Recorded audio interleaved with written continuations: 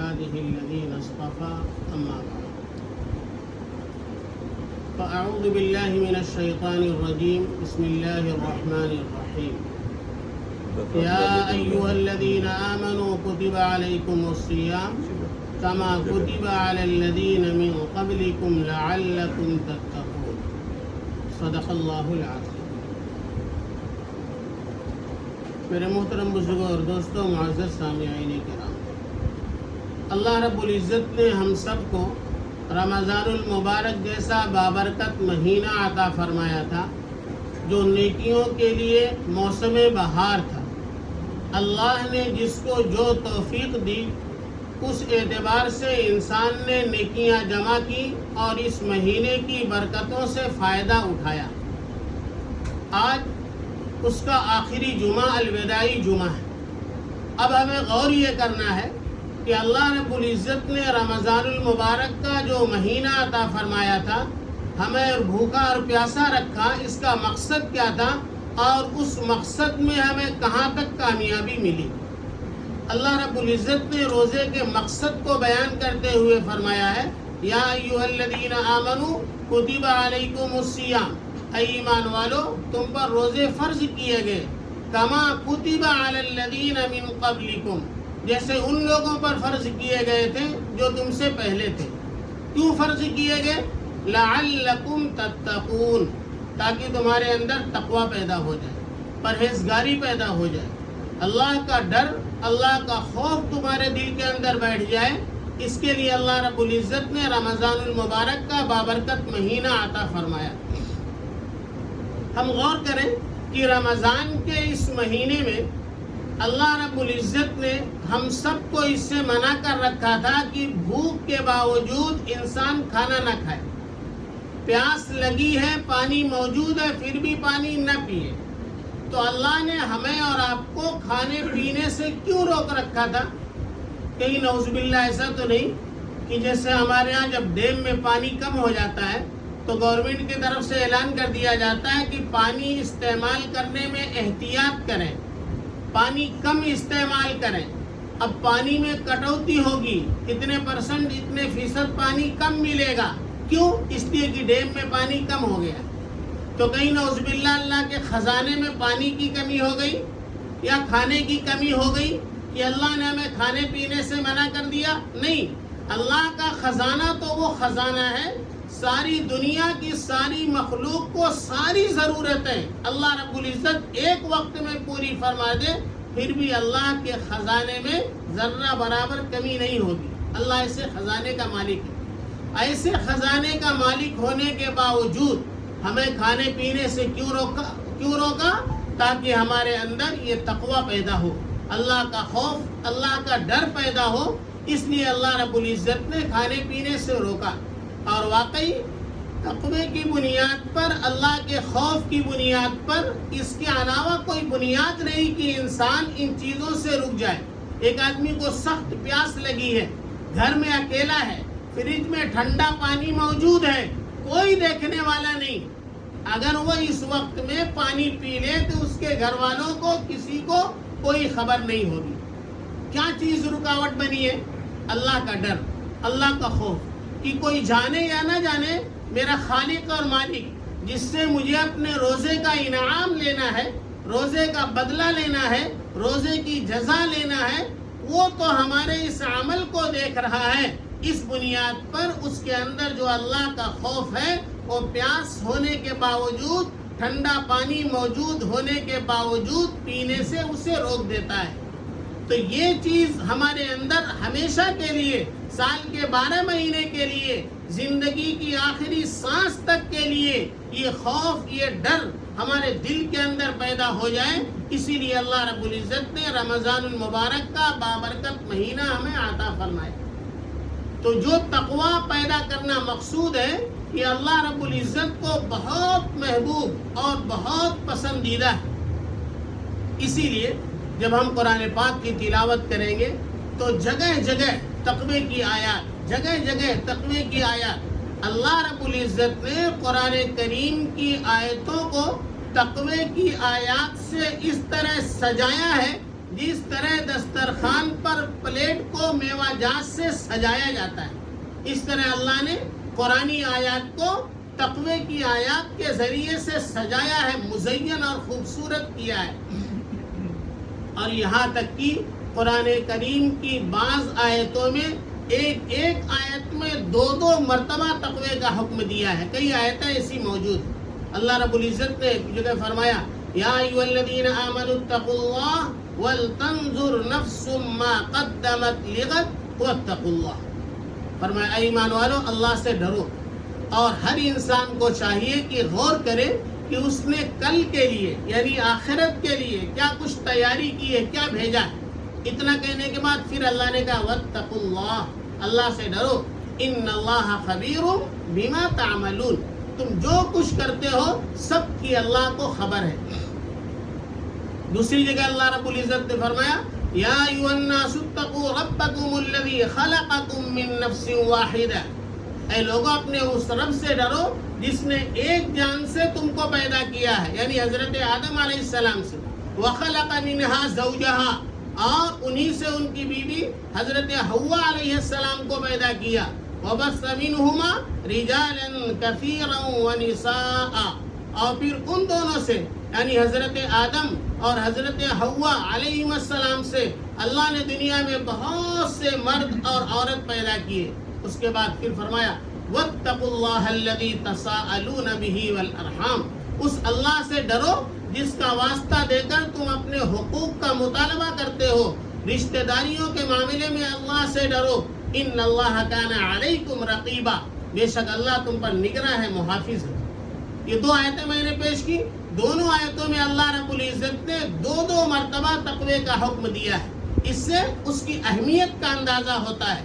جیسے کوئی آدمی کسی کو بازار بھیجے اور کہے جاؤ فلاں فلاں چیز لے لینا، کیلا بھی لینا اور ٹماٹر بھی لے لینا اور سبزی بھی لے لینا اور سیب بھی لے لینا، اور پھر بولے سیب ضرور لے لینا، کیا مطلب؟ باقی چیزوں کو 1 مرتبہ کہا اور سیب لینے کے لیے 2 مرتبہ کہا، تو سامنے والا یہ سمجھ جاتا ہے کہ باقی چیزیں لے نہیں لے لیکن سیب تو ضرور لے کر کے آنا ہے، اس کی تاکید مقصود ہوتی ہے۔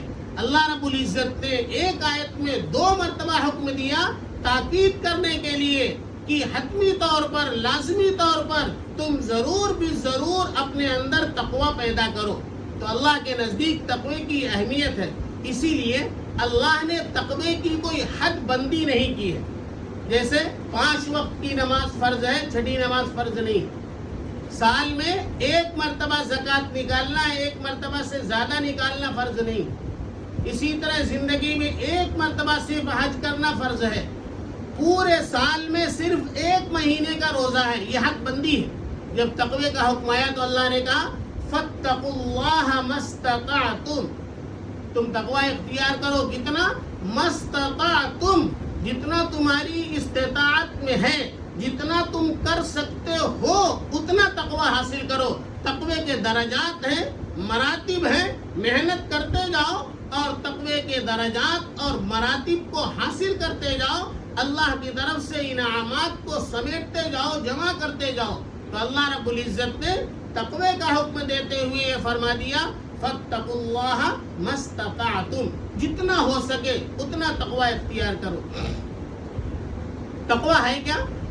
ایک مرتبہ عام طور سے ترجمہ جو تقوی کا لکھا جاتا ہے، اللہ کا ڈر، اللہ کا خوف، گناہوں کو چھوڑ دینا، ہر قسم کے چھوٹے بڑے گناہ سے بچنا، اس کا نام تقوی ہے۔ لیکن اس کی بڑی وضاحت اس بات سے ہوتی ہے کہ ایک مرتبہ حضرت عمر فاروق رضی اللہ تعالیٰ عنہ جو خلیفہ دوم ہیں، جن کا مقام ہے کہ اللہ کے حبیب صلی اللہ علیہ وسلم نے فرمایا لو کان بعدی نبیا لکان عمر، اگر میرے بعد کوئی نبی ہوتے تو عمر ہوتے، یعنی حضرت عمر رضی اللہ تعالیٰ عنہ کی وہ شخصیت ہے کہ اللہ نے نبوی صفات، نبوی خوبیاں، نبوی کمالات ان کے اندر جمع کر رکھے، اور وہ حضرت عمر فاروق رضی اللہ تعالیٰ عنہ حضرت ابی بن کعب رضی اللہ تعالیٰ عنہ سے پوچھتے ما ہوا تقوی، تقوی ہے کیا؟ قرآن کریم میں بار بار اللہ نے تقوی کا حکم دیا ہے، تو تقوی کس چیز کا نام ہے؟ تو حضرت ابی بن کعب رضی اللہ تعالیٰ عنہ نے عرض کیا اے امیر المومنین، کبھی آپ ایسے راستے سے گزرے ہیں کہ کہ جس کے دونوں طرف خاردار جھاڑیاں ہوں، کانٹے دار درخت ہوں، ایسے راستے سے کبھی آپ کا گزر ہوا؟ تو امیر المومنین حضرت عمر فاروق رضی اللہ تعالیٰ عنہ نے فرمایا کہ ہاں، بارہا ایسے راستے سے گزرا ہوں۔ تو حضرت ابی بن کعب رضی اللہ تعالیٰ عنہ نے پوچھا، جب ایسے راستے سے آپ کا گزر ہوتا ہے تو آپ کس طرح گزرتے ہیں؟ حضرت عمر فاروق رضی اللہ تعالیٰ عنہ نے فرمایا، جب ایسے راستے سے گزر ہوتا ہے تو اپنے دامن کو سمیٹ لیتا ہوں، اپنے کپڑوں کو سمیٹ لیتا ہوں اور اپنے بدن کو سمٹا کر وہاں سے نکلتا ہوں، کہیں ایسا نہ ہو کہ کوئی کانٹا میرے دامن کو داغدار کر دے، میرے کپڑے کو پھاڑ دے، میرے جسم کو زخمی کر دے، اس لیے بہت بچا کر سمٹ کر وہاں سے نکلتا ہوں۔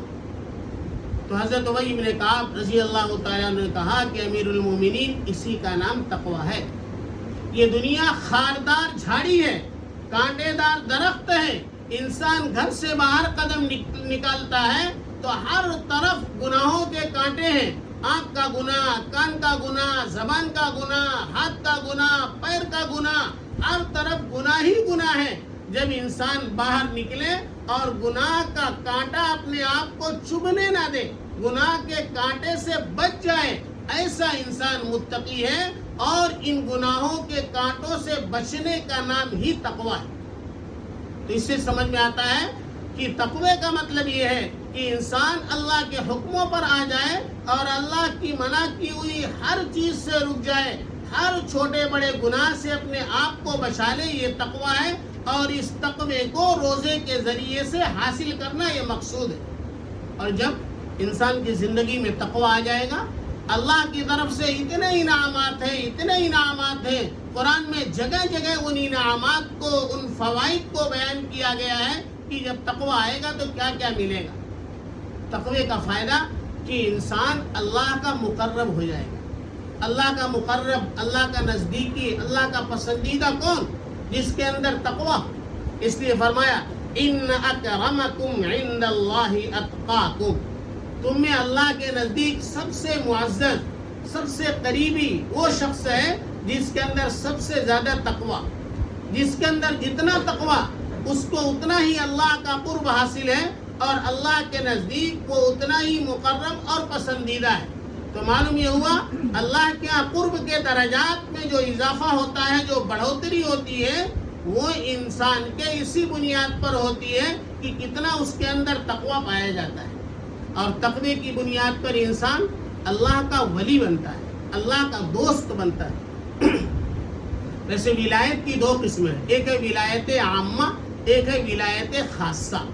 ولایت عامہ یہ تو ہر ایمان والے کو حاصل ہے۔ اللہ رب العزت نے قرآن کریم میں فرمایا، اللہ ولی الذین آمنوا، اللہ ایمان والوں کا ولی، ایمان والوں کا دوست ہے۔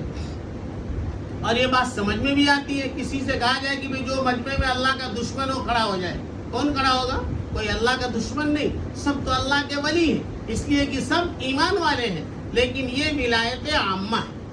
ولایت خاصہ اس سے حاصل ہوتی ہے جس کے اندر ایمان کے ساتھ ساتھ تقوی بھی ہوتا ہے، اور پھر اسی اعتبار سے اس کے لیے انعامات ہیں۔ اللہ رب العزت نے فرمایا قرآن کریم میں، الا ان اولیاء اللہ لا خوف علیہم ولا هم يحزنون، سن لو، جو اللہ کے ولی ہوتے ہیں ان پر نہ کوئی خوف ہوتا ہے اور نہ کوئی حزن اور غم ہوتا ہے۔ دو لفظ استعمال کیے، ایک خوف اور ایک حزن۔ خوف کہتے ہیں انسان کو باہر کا کوئی ڈر ہو، تو باہر کے ڈر کو خوف کہا جاتا ہے، اور اندر کا جو حزن ہوتا ہے اسے غم کہا جاتا ہے۔ تو ایسے انسان کو جو اللہ کا ولی ہوگا، اسے باہر کا بھی کوئی خوف نہیں ہوگا اور اندر کا بھی کسی طرح کا ڈر اور خوف نہیں ہوگا۔ لیکن وہ کون ہے؟ الذین آمنوا وکانوا یتقون، وہ لوگ جو ایمان لائے اور ایمان لانے کے ساتھ تقوی اختیار کرتے ہیں، وہ حقیقت میں اللہ کے ولی اور اللہ کے دوست ہیں۔ ان کے لیے انعام کیا ہے؟ لہم البشریٰ فی الحیات الدنیا وفی الآخرہ، ان کے لیے دنیا میں بھی بشارت اور خوشخبری ہے، اور ان کے لیے آخرت میں بھی بشارت اور خوشخبری ہے۔ اور فرمایا دنیا اور آخرت میں بشارت اور خوشخبری کا مل جانا یہ کیا ہے؟ ذالک هو الفوز العظیم، یہ صرف کامیابی نہیں بلکہ فوز العظیم ہے۔ بہت بڑی کامیابی ہے کہ انسان کو دنیا کی زندگی میں اللہ کی طرف سے بشارت اور خوشخبری مل جائے. تو یہ بشارت اور خوشخبری کسے ملتی ہے؟ جس کے اندر تقوی پیدا ہوتا ہے، ایمان کے ساتھ تقوی بھی جمع ہو جاتا ہے، ولایت خاصہ حاصل ہو جاتی ہے، اس کو دنیا اور آخرت کے اعتبار سے اللہ کی طرف سے خوشخبری ملتی ہے. آگے فرمایا لا تبدیل لکلمات اللہ. یہ فیصلہ کس کا ہے؟ اللہ کا ہے. ومن اصدق من اللہ قیلا ومن اصدق من اللہ حدیثا. اللہ سے زیادہ سچی بات کس کی ہو سکتی ہے؟ اللہ سے زیادہ مضبوط بات کس کی ہو سکتی ہے؟ اس اللہ کا فیصلہ ہے لا تبدیل لکلمات اللہ، جس کے فیصلے میں کوئی تبدیلی، کوئی چینجنگ نہیں ہوتی ہے. ایسا نہیں ہے کہ آج کچھ کل کچھ، آج بڑا بیان دے دیا دوسرے دن پوچھا جائے تو کہہ رہے وہ تو جملہ تھا. تو اللہ کیا نعوذ باللہ جملے بازی نہیں، اللہ کا فیصلہ فیصلہ ہوتا ہے. اللہ نے جو فیصلہ کر دیا اس کو کوئی طاقت روک نہیں سکتی ہے. تو یہ اللہ کا فیصلہ ہے کہ جب ولایت حاصل ہو جائے گی، ولایت خاصہ حاصل ہوگی، تقوی انسان کی زندگی میں آ جائے گا، تو اللہ کی طرف سے اس کے لیے دنیا اور آخرت میں بشارت اور خوشخبری. ایک جگہ فرمایا وَلَوْ أَنَّ أَهْلَ الْقُرَىٰ آمَنُوا وَاتَّقَوْا لَفَتَحْنَا عَلَيْهِمْ بَرَكَاتٍ مِّنَ السَّمَاءِ وَالْأَرْضِ. فرمایا اگر بستی والے ایمان اختیار کرتے اور تقوی اختیار کرتے تو کیا ملتا؟ لَفَتَحْنَا عَلَيْهِمْ بَرَكَاتٍ مِّنَ السَّمَاءِ وَالْأَرْضِ. پھر ان پر آسمان اور زمین کی برکات کھول دیتے ہم. آسمان اور زمین کی برکات کیا ہے؟ اس کو سمجھنے کے لیے سمجھیں کہ انسان یہ دو چیزوں کا مجموعہ ہے. ایک ہے انسان کی روح اور ایک ہے انسان کا جسم. انسان کا جسم یہ مٹی سے بنا ہے، من طین لازب من صلصال کالفخار. یہ مٹی سے بنا ہوا انسان کا جسم ہے.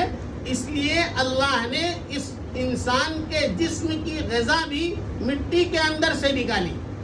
جتنی ہماری غذائیں ہیں جسمانی وہ مٹی کے اندر سے آتی ہیں. یہ دال، یہ چاول، یہ گیہوں، یہ ساری چیزیں مٹی کے اندر سے، یہ فروٹ یہ مٹی کے اندر سے، یہ ساری چیزیں مٹی سے نکلتی ہیں انسان کے اس جسم کے لیے جو مٹی سے بنا ہے. لیکن روح یہ مٹی سے بنی ہوئی نہیں.